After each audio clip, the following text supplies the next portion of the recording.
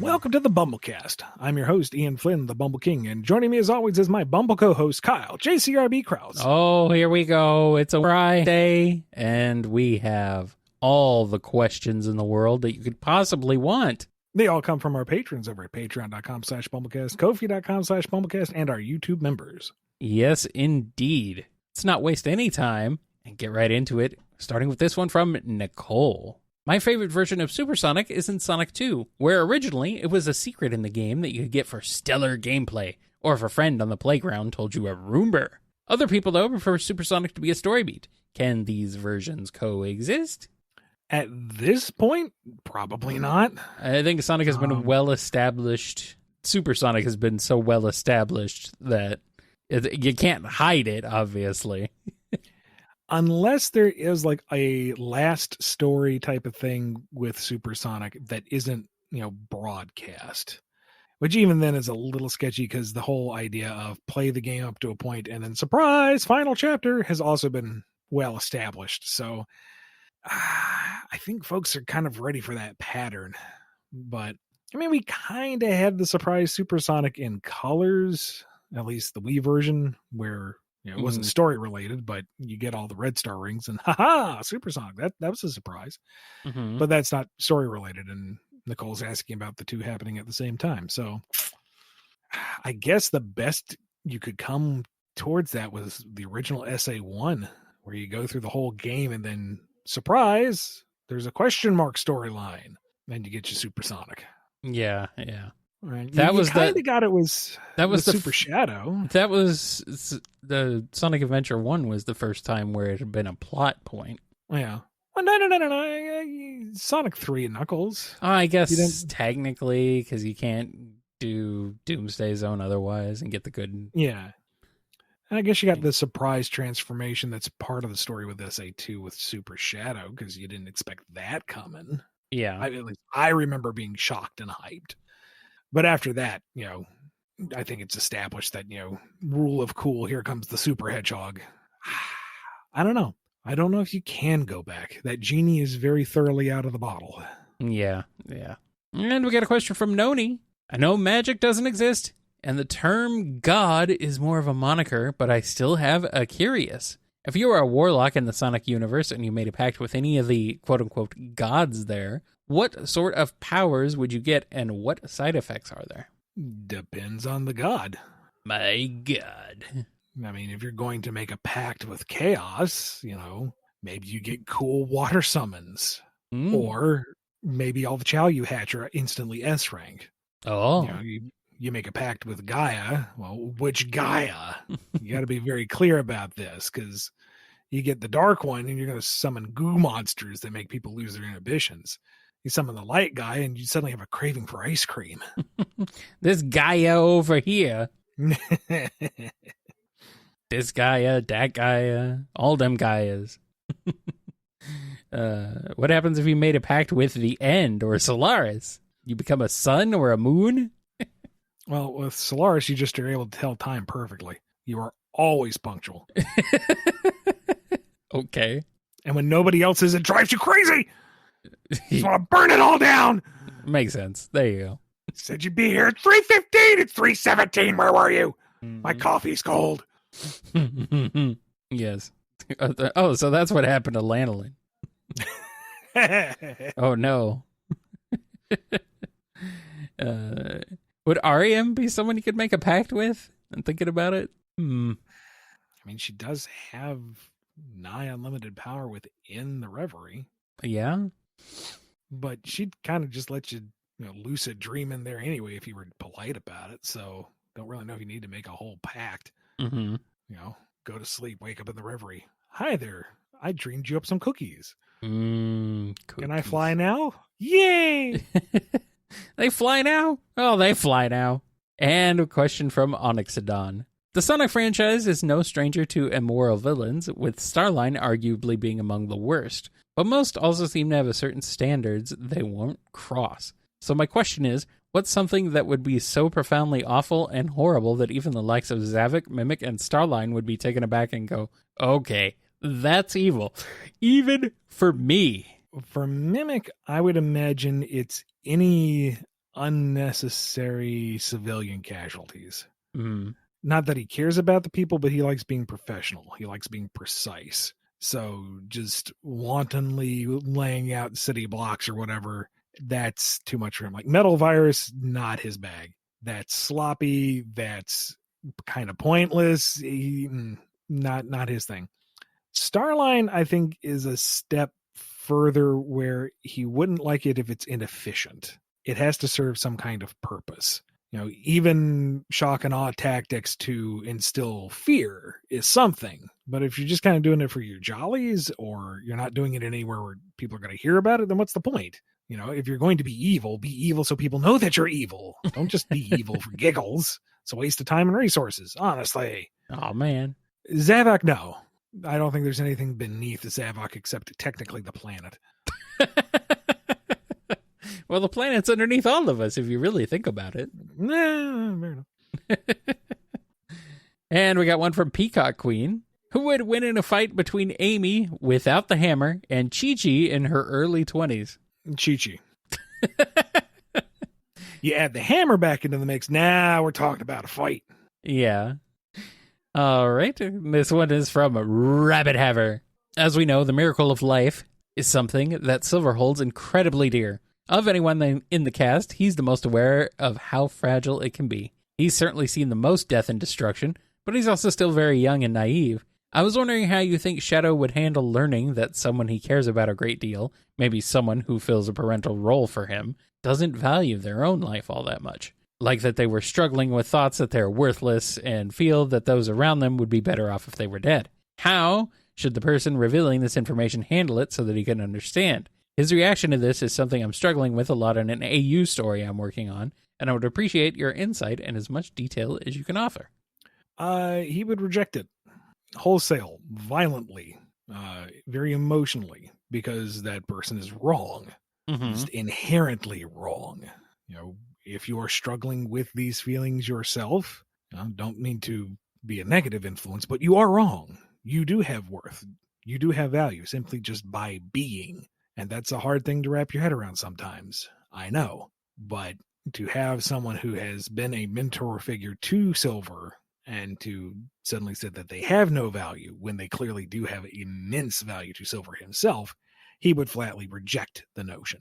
I don't know if he would have the skills to properly address it in a healthy or constructive way, but he would definitely vehemently oppose this notion and want to find a way to fix the misconception. Yeah. There is no delicate way to put it to Silver. I'm not really worth your time, because he wouldn't accept that. No. Like befuddlement at best at first, and then no, he will dig his heels in and he will make you love yourself one way or the other. Yeah. I don't know if that's a good thing or a bad thing. I'm not saying it's a healthy or proper approach. I'm just saying that's probably how Silver might tackle it. Yeah. He ain't known for his restraint or finesse. True. This becomes throwing you Thursday. I mean, for pity's sake, we got Sonic Generations coming up, and he was like, I don't know if you're the real Sonic or not. Better hit you with a truck. Well, I mean, he knows Sonic can handle it, so, if Sonic survives, then we know. If you're the real Sonic, you won't die to this. Buddy? Dodge this, faker. Time out. I'm having a real bad day. Don't do it. It's throwing truck Thursday. Oh boy. I love Shadow. I love Silver. There we go. That's what I meant. Yeah. Take that one out of context. Reckons has a question. You know those super tacky t-shirts that have way too many words and self-affirmations? Which Sonic characters do you think would unironically wear one of those? I'm thinking Silver or Knuckles. Your thoughts? Silver, I could see it in the, put the kind of positivity in the world that you want to be there. Knuckles, if you got it for a gift, because he would accept it as a gift or a tribute. And if you make fun of your shirt, that's your own death wish, buddy. That's on you. Yeah. You don't care. I can see Shadow. Shadow loves self-affirmation.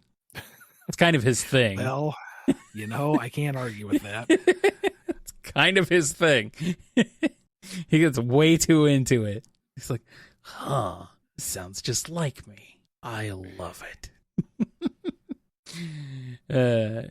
Rouge would get him one as a joke, and he would actually like wear it until it was falling apart. Legit. All right, relax. Toadie has a question. I know Surge has a piercing in her ears. Do you think she would influence anyone else to get a piercing? Maybe Shadow? Rouge? Big? By influence, do you mean bully? Ambush and apply directly? Or just kind of say, hey, you'd look good with a piercing? Because I think bully is more her style. I mean, yes. Especially if they clearly don't want one. Then she's just going to harass them even more. Makes sense to me. She's going to drag Cream to Claire's whether she likes it or not. Come on, kid. You got tons of real estate. Bad influence. Mom's going to think it's Christmas because it sounds like sleigh bells. Oh, man. Come on, Cheese. You too. That emo dot looks pliable. Oh, ow. Ow. All right, Scurvy Pirate Dog has a question.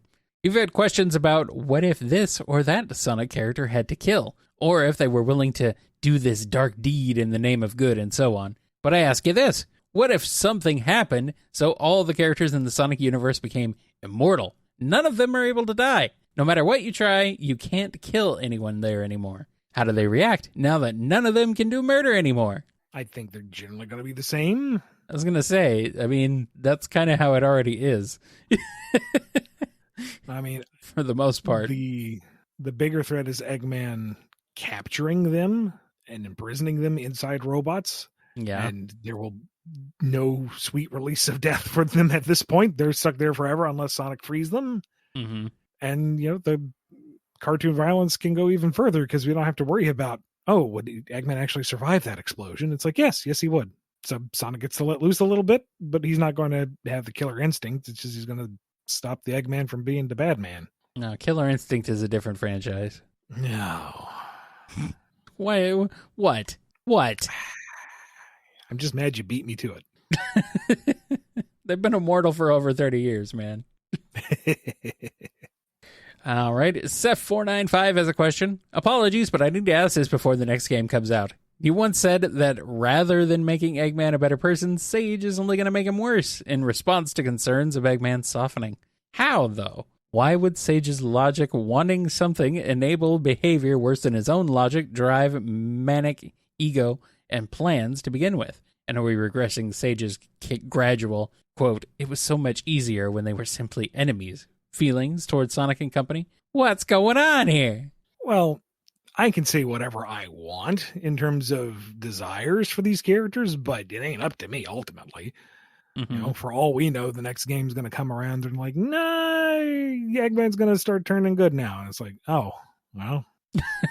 Well, that sucks. That's what we're doing now. Yeah. So and maybe I phrase things too strongly one way or the other. I was trying to, from what I recall, head it off of the past where folks are thinking that Eggman's going to immediately get a redemption arc. And it's like, no, just because he now has someone he actually cares for doesn't mean he's suddenly a good person or will become nice to other people. Now he's still going to conquer the world. It's just, now he's going to make sure that Sage gets a shiny new Australia. Yeah.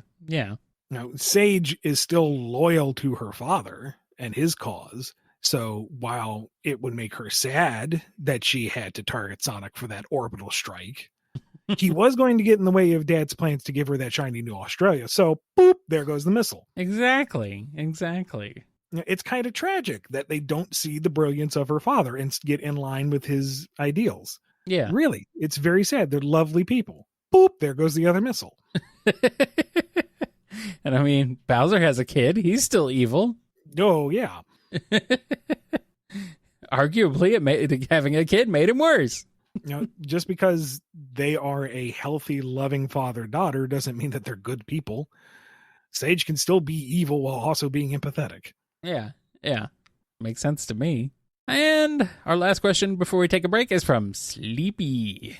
Zamasu, would-be Goku Black, makes a wish on the Super Dragon Balls to swap bodies with Son Goku. Unfortunately, the dragon heard him say Sonic the Hedgehog, somehow. How well would Zamasu's Zero Mortal plan go in Sonic's body? I don't know if he's going to be able to do the grand global stuff that he was thinking of, but Sonic can run at Mach speeds at will. He can shatter tempered steel with his face. Zamasu's going to be an absolute terror. He's a cannonball with a will of its own. Yeah. Okay. That makes sense. It's going to take him longer. It's going to be a much more hands-on approach, but, there's only so many structural supports per building. And nobody can outrun Sonic or dodge. So it's going to be a little messy. It's going to be bad. Yeah. Now the dragon hears him say Sonicu instead of Son Goku. There we go. We'll start calling him Zumasu. Yes. All right, with that, we're going to wish upon some Dragon Balls to take a break. And we're going to take a break right now on the BumbleKast.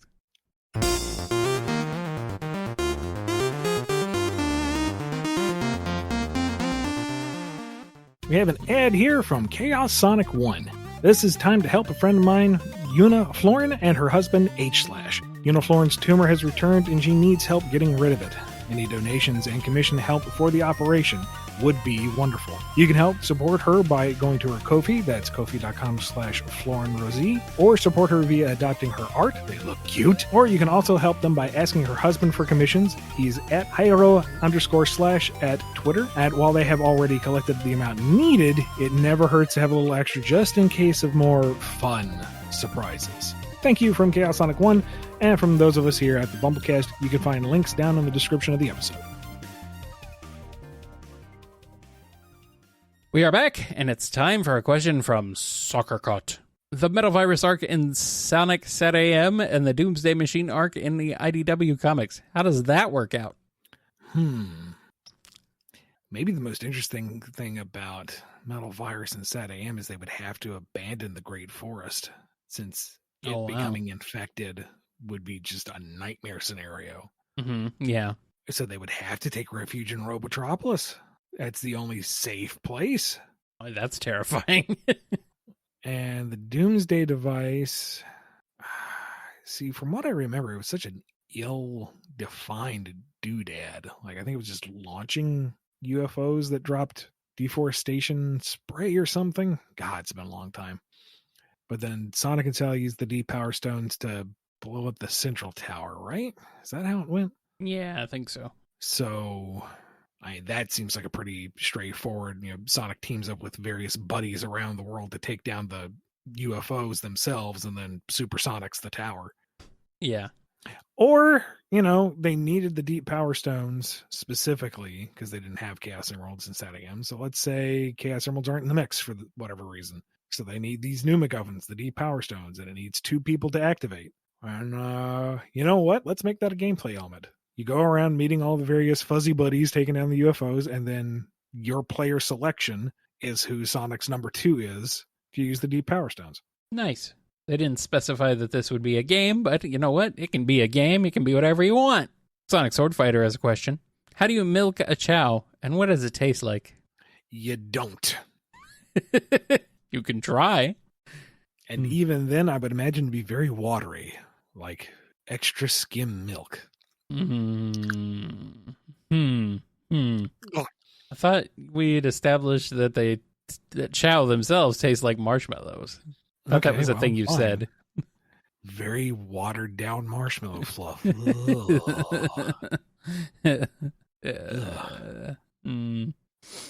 like licking the inside of a McFlurry machine. Oh, that's why the machines are always down. Quick, turn it off. Chaos is coming. You don't want to piss him off.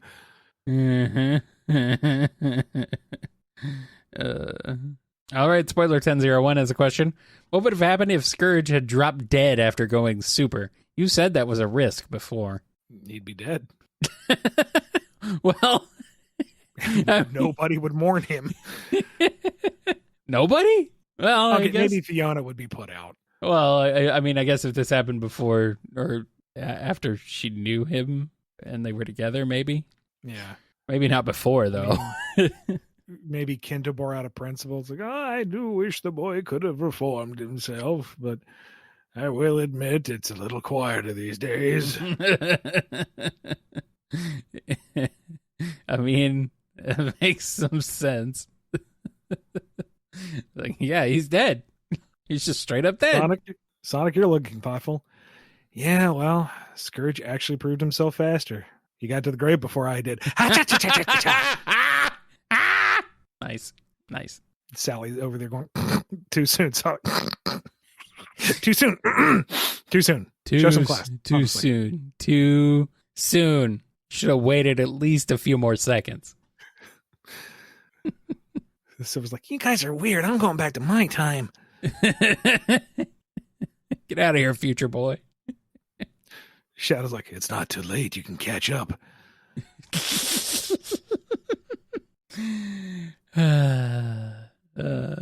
I'll help. All right, Cyberspace Coco has a question. When playing Heroes, I was reminded how vague the writing was, whether Shadow was an android or not, and it honestly felt like Sonic Team weren't sure themselves until they made the decision to make him the original in his own game. How different do you think the story would be today if Shadow was revealed to be an android? How would past Shadow stories change? I feel like it was always the intention. It just was very subtle. But regardless, if the revelation in Shadow's game was that he was an android copy and the original died in SA2 or shoot, even when Maria launched him out to safety and, what Eggman found was a copy that Gerald made, I think it would still follow the same beats of this Shadow forging his own destiny.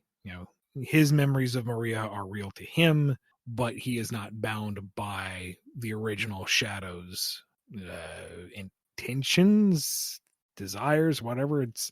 He is the Shadow of the Hedgehog today, and he'll claim that name and identity for himself. Perfect. I mean, why not? That's how he managed to be able to swivel his head 180 degrees perfectly. And we got one from the Aldi Roger. Which character's death from any media just got to you the most, and why? Auntie from Honey, I Shrunk the Kids. Really? That was tragic, man. I mean, that little ant.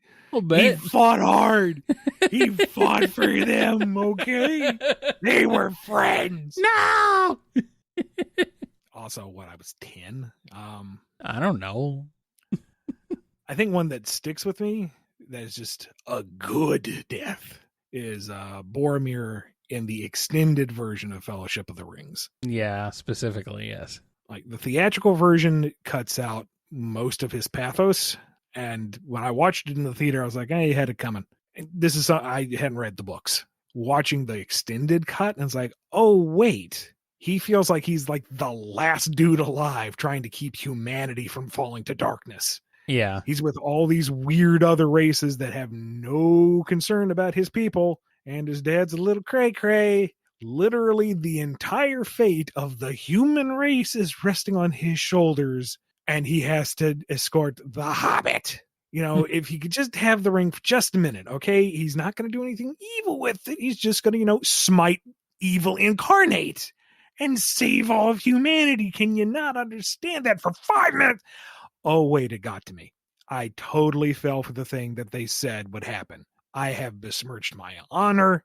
I have betrayed my people, my fellowship. I have screwed up entirely. Yes. Gonna make it right by being the manliest man out in these forests. And that's with Aragorn right next to me. Now that's a good movie, but that's a good death. That sticks with me. Yeah. I think that makes sense. I'm trying to think of one. I can't read The Dark Tower 4 again because there's a death in that broke my heart. I refuse to read that book again. I don't want to go through that. Had it happen once. Don't want to do it again. Yeah. And kind of like the ending arc of Cowboy Bebop. That's not a character death, but if you've seen it, you know what I mean. Mm-hmm. I think Coulson's death in Agents of S.H.I.E.L.D., way more than his death in Avengers, is a little gut-wrenching. Because, we've actually been following this character for 5 seasons, I think. I think that's how long it was. Well, so that, I've not seen Agents of S.H.I.E.L.D. all the way through, but with Avengers, like, they purposefully lampshaded as, is Nick Fury just messing with you? Is Coulson dead? Yeah. There's that lingering question mark. So I think that affects that moment too. Yeah. Yeah, that's another thing about it, yeah. But no, this is like, oh, he's dead for real. And then they, kind of undercut it in season 6 and 7, but it's what they do sometimes. Oh, well. Those are still good seasons despite it, but yeah, it definitely was like, oh, man, what the hell? Oh, well. And we got a question from Twilord. You explored someone's idea of a never-frozen shadow. You decided on him helping Eggman get the death egg up in the air and then, quote-unquote, accidentally pressing the, quote-unquote, delete planet button. What happened when the Black Comet arrives? Oh, Black Doom's put out. Oh, man. They had a buffet planned, man. They were ready. And now it's all gone. Rude. Their invasion was supposed to be catered, and now the venue's not even there. What in the world? Oh. Also, the gravity well he was counting on swinging him back around the solar system is also gone. So, thanks for nothing, Shadow. You're welcome, Dad. And Roaring Rex has a bit of a long one. In the April 29th cast, someone asked whether the characterization for Shadow in Tales Tube Episode 7 was a comedic exaggeration or the intended direction for him. You said that it was indeed the current direction, and being fair, it was mostly social media that took that to mean his attitude and relationship with Sonic is mandated to be exactly that. However, VentureBeat's recent interview with Iizuka described their relationship as this, quote, "They're not friends. Sonic probably sees Sonic as a rival, but Shadow's thinking, get out of my face." You can find the full quote in the article, which will be linked in our show notes. This summary is extremely in line with the games like Heroes, Shadow, and even Sonic X's later seasons. But I wouldn't say that the Tales Tube direction is in line with that summary, or the previous Sonic media. I know you said that there were many notes and revisions on it, and it could be argued that parts of it were made for that mold. But isn't there a chance that this is checking boxes but getting the wrong, less likable answer? Sonic's cheeky enthusiasm due to how interesting Shadow is for him, and Shadow's slight irritation out of dismissal, fascination, and or uncertainty, just like in SA2. Why are they instead both as irritated as they are towards one another, both dismissively viewing the other as inferior, and both insecure and abrasive in their dynamic now? They weren't beforehand, and Iizuka seems to be lifting his description directly from that media. Every Tales 2 script is reviewed by Iizuka-san. The notes that I mentioned came from Iizuka-san. That script reflects his input on the characters and how they should be conveyed. All right. And a question from Vineclad. Sega and PepsiCo team up to create a brand new Pepsi Man game. With Sonic Team as the developer, they hire you two as lead writers. Who's the cast and what's the plot? Feel free to add in any gameplay ideas you both would like to see in this product placement platformer. Congratulations on the promotion, Kyle. I don't know why I'm the writer. Why am I a co-writer on this? What did I do? Well, here's the plan, all right? Okay. I'm going to go into this way too seriously. Okay. And you throw whatever stupid idea you come up with, and if it makes you laugh, it goes in the game. Well, I'm laughing right now, so I guess that has to go in the game. And I mean, the plot's very simple. It's the intrinsic value of Pepsi Man, the entire purpose of his being, and that is to share the love of Pepsi with everyone. Yes. Make sure Pepsi Man is a magical girl. I'm imagining an open world game, because that hasn't been done to death. And every region of the sprawling map just has various mini games like the classic running, dodging sequence from the original Pepsi Man, or some kind of shooter where Pepsi Man is just rapid flinging cans of Pepsi to the poor, desperately thirsty people in the world. Yes. Or some kind of flying challenge a la Superman 64, where you're going through rings and each one goes shwa as you go through it. And that weird guy on the couch gives you the ranking at the end of each mission. That guy is my hero. And we have legally distinct representatives of other drinks out there that challenge Pepsi Man, and they all look like Pepsi Man. They just have different, textures to them. Reskins, you might say. Yeah, exactly. Yes. Professor Salt, perhaps. Shrapnel. Coke spelled with a K. Coke A Cola. David's tea is kind of cool. He's just like an occasional rival, not really an enemy. And they seem cool enough. They actually buy in and have their license affiliated. Yes. And I guess whatever other PepsiCo brands are out there can be supporting cast. What's under PepsiCo? Mountain Dew. Mountain Dew. All right. Yeah. That's some kind of lumberjack guy. Yep. Let's see. What's the other ones that are weird?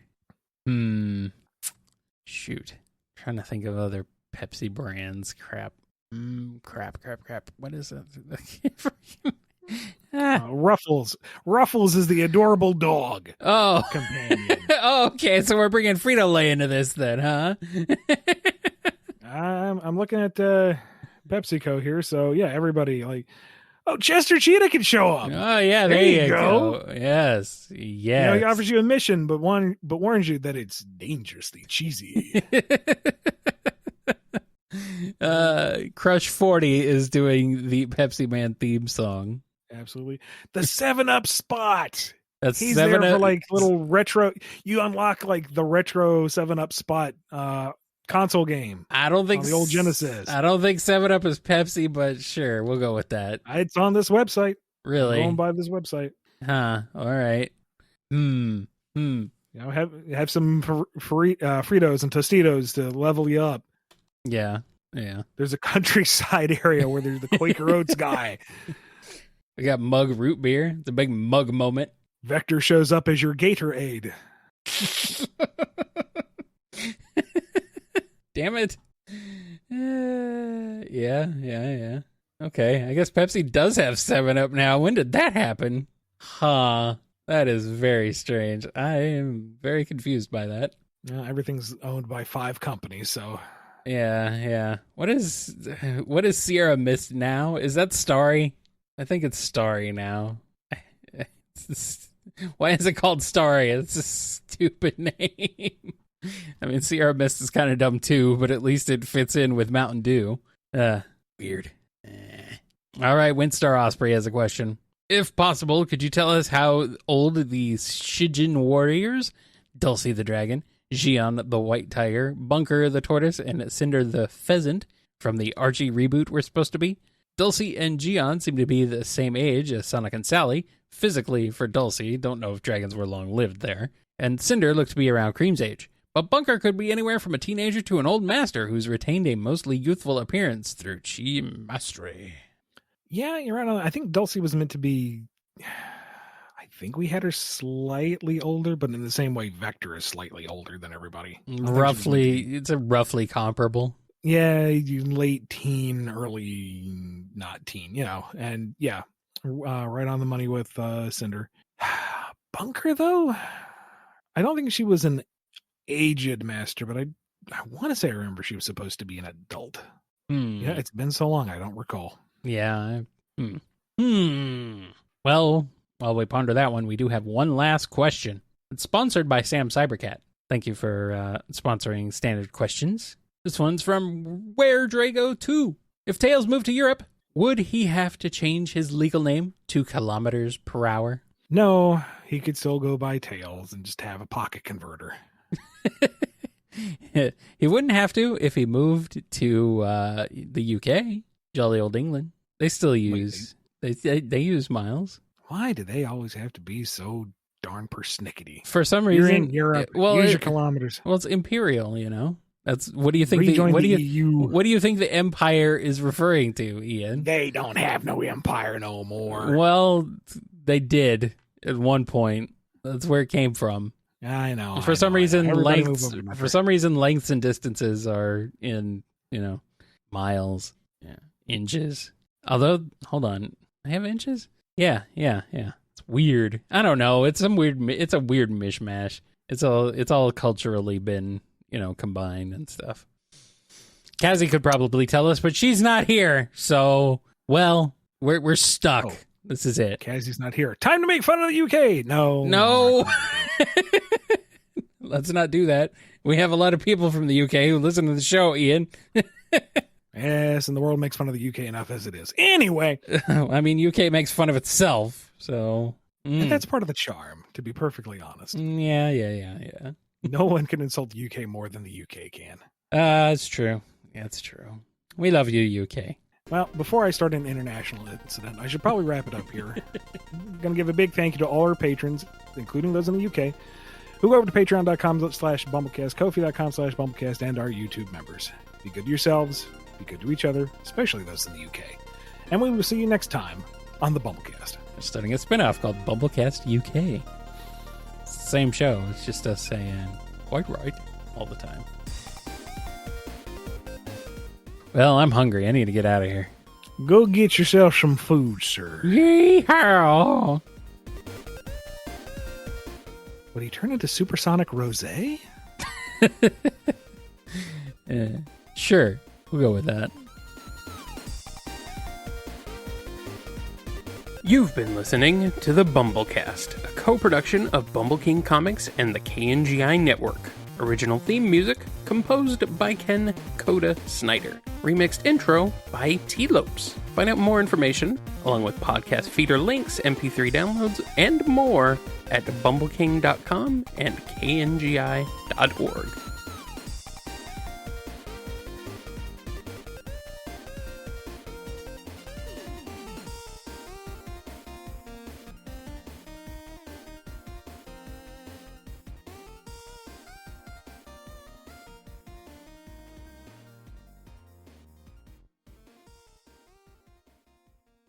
That reminds me, there was a time when I was working at GameStop, and a guy came in to pick up a game, and this is in Charlotte, all right? There's only one accent around here, varying degrees of Southern.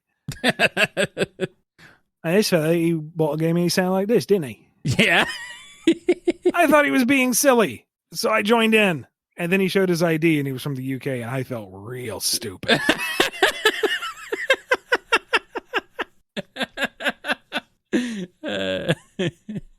Like, you know how in the cartoons the character does something embarrassing and they just kind of shrink down to the size of an ant and then just like either crumble into dust or poof into smoke? Yes. Really wanted that to happen right then and there, but I had to complete the sale. And oh no, to his credit, the guy did not call me out on it. I think he was a little confused. He wasn't sure if I was insulting him or if I was trying to make a joke. He just made his purchase and I didn't hear anything about it. So, okay.